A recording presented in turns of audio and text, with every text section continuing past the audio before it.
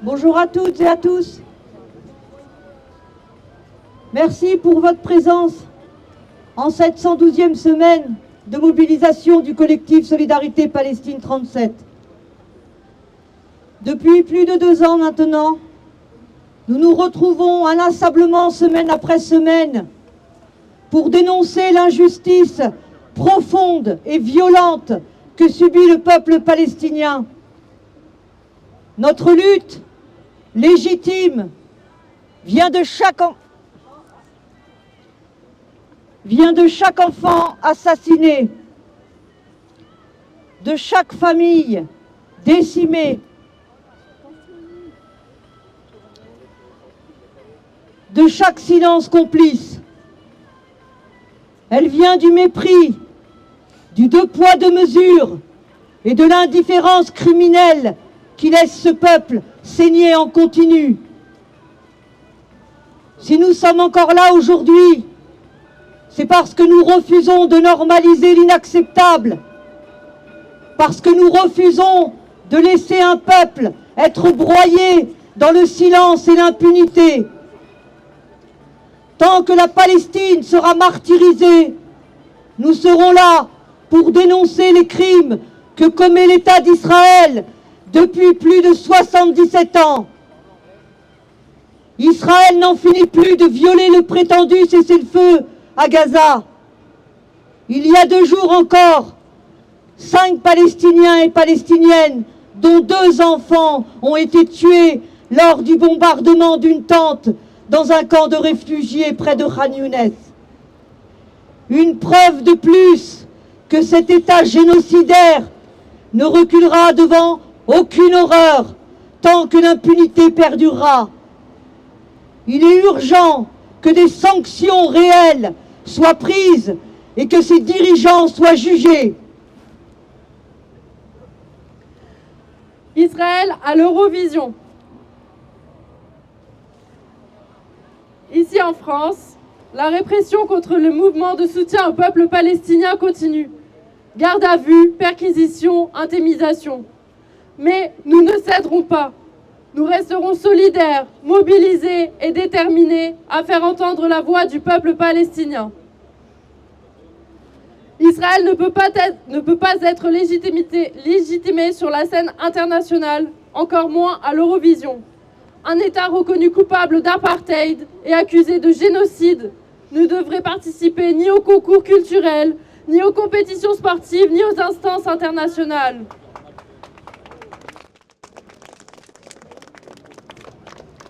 Boycott, sanctions, embargo sur les armes et solidarité active. Voilà nos moyens de résistance face au génocide à Gaza et au nettoyage ethnique en Palestine occupée. Depuis près de 2 ans, Israël mène un massacre retransmis en direct. Villes rasées, familles anéanties, écosystèmes détruits. Les experts de l'ONU parlent de domicide, urbicide, scolasticide, médicide, écocide et génocide culturel. Plus de 100 000 tonnes de bombes ont été larguées, contaminent terre et eau, détruisant 80% des terres agricoles de Gaza et provoquant famine et effondrement écologique. Ce génocide s'inscrit dans 77 ans de colonialisme, d'occupation illégale et de nettoyage ethnique, rendu possible par la complicité active d'États et d'entreprises qui fournissent carburant, technologie, armes et soutien politique. Dénoncer cette complicité, la briser, est le premier devoir de la solidarité.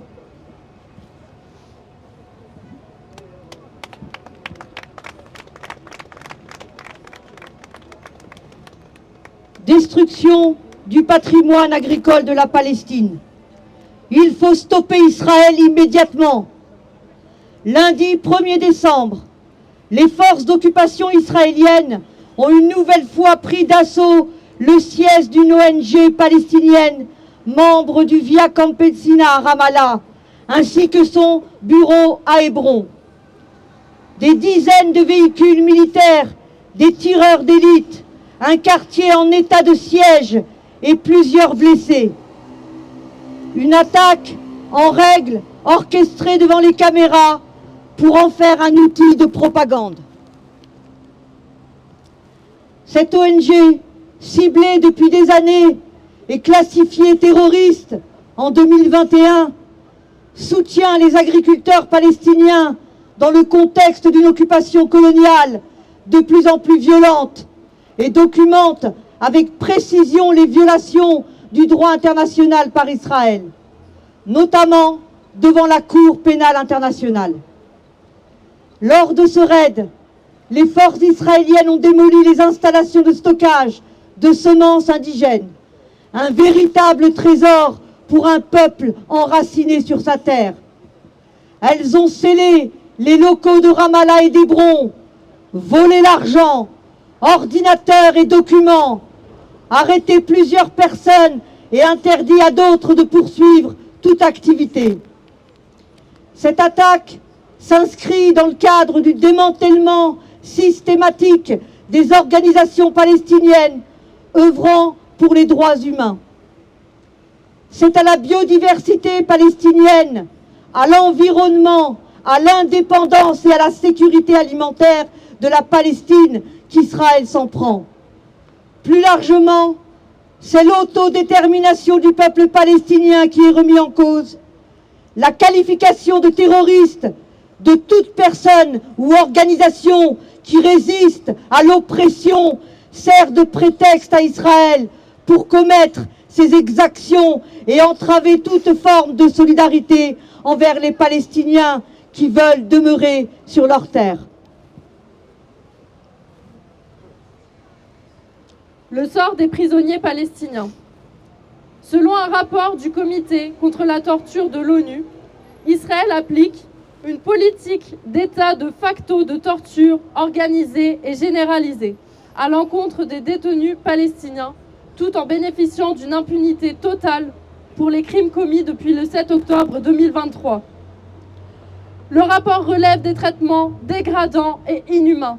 Passage à tabac, attaque de chiens, électrocution, simulation de noyade, position de stress prolongée, violences sexuelles, refus de soins médicaux et usage excessif de moyens de contention, entraînant parfois des amputations. Certains détenus sont traités comme des animaux ou victimes d'humiliations extrêmes. Des milliers de Palestiniens, hommes, femmes et enfants, sont détenus sans procès ou en détention provisoire, avec de graves restrictions de contact familial, parfois à l'isolement et sans accès à l'éducation, en violation du droit international. Le rapport confirme également la mort de 75 Palestiniens en détention durant la guerre contre Gaza, sans qu'aucun responsable israélien n'ait été tenu pour responsable. L'oubli des victimes palestiniennes. Les médias restent silencieux sur les milliers de corps palestiniens encore ensevelis. Israël bloque l'entrée du matériel essentiel, ainsi que le carburant nécessaire aux véhicules et aux générateurs électriques. Cette pénurie paralyse gravement la capacité des municipalités de Gaza à déblayer les gravats et à dégager les routes. Elle entrave également les efforts de la protection civile qui peine à répondre aux appels de détresse et à rechercher les corps des martyrs coincés sous les ruines. Comme le dit Samah Jaber, médecin palestinienne, nous ne savons pas quand la Palestine sera libre, mais nous connaissons le chemin qui mène à cette liberté. L'histoire nous l'enseigne. Aucun empire, aucun système d'oppression, aucun projet colonial n'a duré éternellement. La seule question est de savoir si nous aurons eu le courage d'être du bon côté de l'histoire.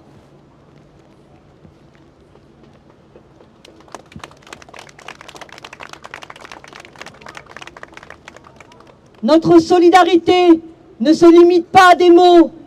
Elle se traduit par notre soutien concret au peuple palestinien et à sa lutte de libération contre l'oppression coloniale et par notre exigence de sanctions contre les génocidaires et leurs complices. La solidarité, c'est un engagement de chaque instant envers la vérité, envers la justice, envers la certitude profonde que tôt ou tard, les opprimés se lèveront et que les oppresseurs tomberont. Alors aujourd'hui, choisissons la force collective plutôt que le découragement et avançons ensemble vers ce jour où la liberté et la justice l'emporteront. Justice pour Gaza, justice pour la Palestine, justice pour tous les peuples opprimés. Palestine vivra, Palestine vaincra. Palestine Vivra, Palestine vaincra. Palestine Vivra, Palestine vaincra. Palestine, Vivra, Palestine, vaincra, Palestine, vivra, Palestine, vaincra, Palestine, vivra, Palestine, vaincra, Palestine, vivra, Palestine. vaincra. Solidarité avec le peuple palestinien. Solidarité avec le peuple palestinien. Solidarité avec le peuple palestinien. Solidarité avec le peuple palestinien.